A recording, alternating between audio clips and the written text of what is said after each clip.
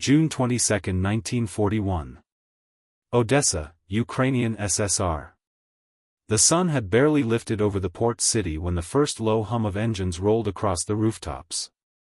A moment later, explosions. Windows shook. Dust spiraled from shuddering buildings. The world, for millions across the Soviet Union, changed in a single morning. And in the courtyard of a university dormitory, 24-year-old Lyudmila Pavlichenko stood motionless, a canvas satchel over her shoulder, listening to the distant crackle of anti-aircraft fire. Students ran in every direction, but she didn't move. Her eyes were fixed, steady, measuring. The way a marksman observes wind before a shot. She had waited for this. She had trained for this. And now the war had come directly to her doorstep. She walked toward the recruitment point through streets crowded with volunteers, factory workers, farmers, teenage boys still smelling of machine oil and school chalk. Lyudmila stepped into line carrying not fear, but purpose. In her bag was a badge marking her as a trained marksman from her teenage years, though most had forgotten that girls ever trained at all. When her turn came, the officer behind the table barely glanced up. "Comrade," he said, monotone, stamping papers, "the nursing corps is next tent over." Lyudmila planted her palms on the table. "I'm here to fight." Only then did the officer look up. His eyes flicked over her, small frame, dark hair, bookish expression. A university student. A woman. He gave a short laugh. "We need soldiers, not schoolgirls." Her jaw tightened. She reached into her satchel, retrieved the marksman's certificate, and placed it on the table. The officer waved it away. "Everyone thinks they can shoot." A few men nearby chuckled. One leaned toward his friend and whispered, "Look at her. A rifle's half her weight." But Lyudmila did not step back. She did not blink. She simply replied, "Test me." Minutes later, she stood on a range, the air filled with the sharp tang of gunpowder. They handed her a Mosin-Nagant rifle, long, heavy-barreled, the kind that required muscle and discipline to wield accurately. She worked the bolt once, quickly, as if reacquainting herself with an old friend. Targets were set at impossible distances for most recruits. The mocking soldiers folded their arms, waiting for the girl to embarrass herself. Lyudmila inhaled slowly, feeling the rifle settle against her shoulder. She exhaled. Then she fired. One shot. The instructor raised his binoculars. His eyebrows rose. Second shot. A murmur rolled through the observing soldiers. Third shot. Dead center. Without celebration, without even adjusting her posture, she handed the rifle back. The officer cleared his throat. "Comrade Pavlichenko, report to the 25th Rifle Division." The same men who had laughed now stared at her in stunned silence. One muttered, "Maybe she's not a schoolgirl after all." But Lyudmila wasn't listening. She was picturing the front, the real front, and the work waiting for her. By sunset she was in uniform, shouldering a rifle, marching with the division toward the Romanian lines near Moldavanka. She did not yet know she would become a legend. She only knew that every soldier around her still saw her as weak, untested, temporary. Lyudmila marched with the 25th Rifle Division toward the front, the weight of her rifle steady against her shoulder as the sun dipped behind the battered skyline of Odessa. August 2, 1941. Moldavanka district, outskirts of Odessa. The ground trembled long before the soldiers reached their positions. Smoke drifted low over broken streets where artillery had turned courtyards into craters and shattered apartment blocks leaned like wounded giants. The air tasted of brick dust, burned rubber, and cordite, an acrid cocktail that clung to the throat. Lyudmila dropped into a foxhole beside a young infantryman barely older than 16. His helmet was too large, slipping over his brow. When he saw her, he blinked twice. "You're the sharpshooter they sent us?" She nodded, adjusting the strap on her Mosin-Nagant. The wooden stock was smooth against her cheek, comforting, familiar. The boy swallowed. The men said you were small. Lyudmila chambered around. So are bullets. Before he could respond, a blast thundered across the district. Dust rained from the ruined building above their heads. Romanian troops were pressing forward again, trying to breach the Soviet line street by street. Bullets cracked overhead, sharp, snapping arcs that struck brick with dry thuds. The boy ducked instinctively, heart hammering. Lyudmila stayed perfectly still, listening. "Sniper," she whispered. She scanned the jagged rooftops. Sunlight caught on twisted metal. Smoke curled around chimneys. Somewhere in that maze of angles and shadow, a rifleman waited, someone patient, confident, lethal. Another shot pinged the stone inches from her ear. There. Lyudmila pointed to a balcony half hidden behind a collapsed stairwell. The boy squinted. "I don't see anything." "You won't," she said. She slid forward onto her belly, the rubble scraping her elbows. She ignored it. Breath slowed. Pulse settled. The world narrowed to the tiny dark aperture at the end of her scope. Wind. Light. Distance. She calculated without thinking.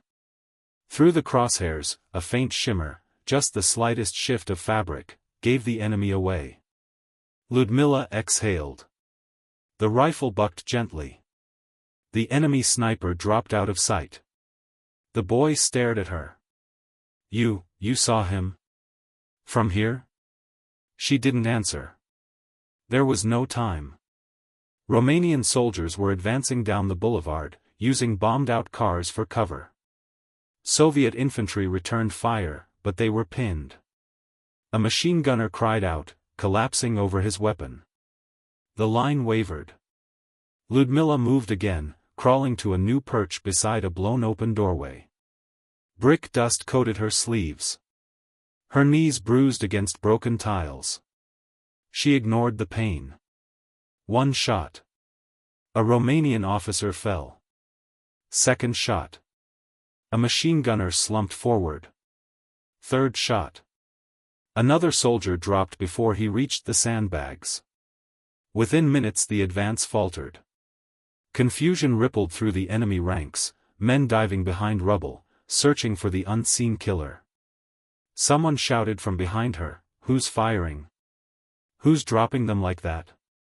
Another voice replied, incredulous, "The girl. It's the girl." But the murmurs didn't matter. Lyudmila barely heard them. She was locked into the rhythm of the battlefield, breathing, aiming, firing, shifting position, dancing between ruin and shadow as if she had been born in these streets. By the time dusk bled across the sky, 23 enemy soldiers lay scattered across Moldavenka. All felled by a single rifle.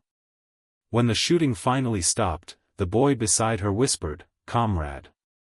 I'll never doubt you again." Lyudmila wiped the dust from her cheek. Her eyes were already scanning the darkness. This was only the beginning. Moldavenka had fallen silent under the weight of dusk, 23 enemy bodies cooling in the rubble, each felled by the schoolgirl no one had wanted to take seriously. September, October 1941. Odessa defensive perimeter. The battlefield no longer startled Lyudmila Pavlichenko. It breathed with her. It shifted with her. And as the weeks bled into one another, she learned to read it the way some read music, every footfall, every tremor of dust, every flicker of light signaling a possibility, or a threat. Her division had dug into defensive positions around Odessa, and each day brought fresh assaults, probing attacks, artillery barrages, sniper duels waged through smoke and shattered masonry. The front was a living animal that never slept. One dawn, she crouched behind a collapsed wall looking down a long street lined with burned-out trams. The metal frames glowed faintly orange in the rising sun. Somewhere beyond them, Romanian sharpshooters hunted the defenders with cruel patience. A veteran sergeant named Stepanov, thick-bearded, barrel-chested, and still suspicious of the idea that a woman could outshoot him, grunted as he took position beside her. "They say you've already dropped 50, he muttered. "In 1 month." Lyudmila kept her eye in the scope. 51. He blinked. "That so?" She nodded toward a rooftop 3 blocks away. "He's wearing a cap with a missing button. He moves it when the sun hits his eyes." Stepanov squinted at the roof. "How can you see that from here?" Lyudmila didn't answer. She was already adjusting for wind, the faintest breeze moving through the empty tram carcasses like a ghost. She fired once. The figure on the roof crumpled forward, tumbling over the ledge. Stepanov stared at her as though she were something not entirely human. Mother of God! By noon, word had spread through the regiment, Pavlichenko had won another sniper duel. Some claimed she could see through walls. Others said she could hold her breath for minutes. But Lyudmila knew the truth: discipline, patience, and the ability to wait longer than anyone else. The enemy learned her name too. Soon, Romanian officers ordered their men to avoid certain sectors, especially those overlooking narrow streets or open courtyards. Pavlichenko's ground, they called it. A cursed place. A place where stepping into the open meant death. And still, she kept pushing forward. One evening, as artillery illuminated the sky in terrible orange flashes, Lyudmila found herself in a sniper duel that stretched past 3 hours. She lay prone beneath a fractured balcony, body stiff, muscles burning, cheek pressed against cold stone. Across the square, an enemy marksman moved with equal care, sliding between shadows, trying to bait her into exposing herself. Rain began to fall, turning the dust to a sticky paste. Her uniform soaked through. A drop of water slid down her forehead and into her eye, but she didn't blink. She couldn't blink. Not with a rifle trained on her from across the square. Minutes crawled. Then an hour. The city groaned under shellfire. Her breath stayed calm, precise. Finally, there. A flash of movement behind a cracked column. The enemy sniper thought she had shifted position. He leaned just slightly for a better angle. That slight movement was all she needed. Her shot broke the quiet like a snapped branch. The figure fell backward with a thud swallowed by rain. By the time she logged her kill that night, she was up to 92 confirmed. Her commanding officers began assigning her missions normally reserved for elite marksmen. Counter-sniper operations. Deep infiltrations.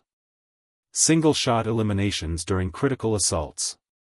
Yet the men still whispered about her. Some called her Lady Death. Others said she was frightening, too calm, too clinical. But the truth was simpler. Lyudmila Pavlichenko had become the backbone of the defense.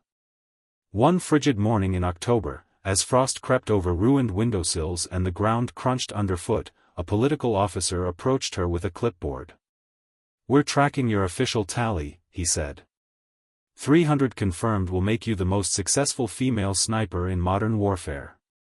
Lyudmila simply tightened her rifle sling. "I'm not here for records," she said quietly. "I'm here because they invaded my home." And she kept going. Day after day. Shot after shot. Until even the harshest skeptics, even the most dismissive veterans, even those who once called her tiny, inexperienced, schoolgirl, all of them fell silent when she passed. Because by now, they all knew. Lyudmila Pavlichenko wasn't just another soldier. She was becoming a legend the enemy feared, and the front line depended on. Her kill count continued to rise, the weight of each shot shaping her into an icon of Soviet resistance, one trigger pull at a time.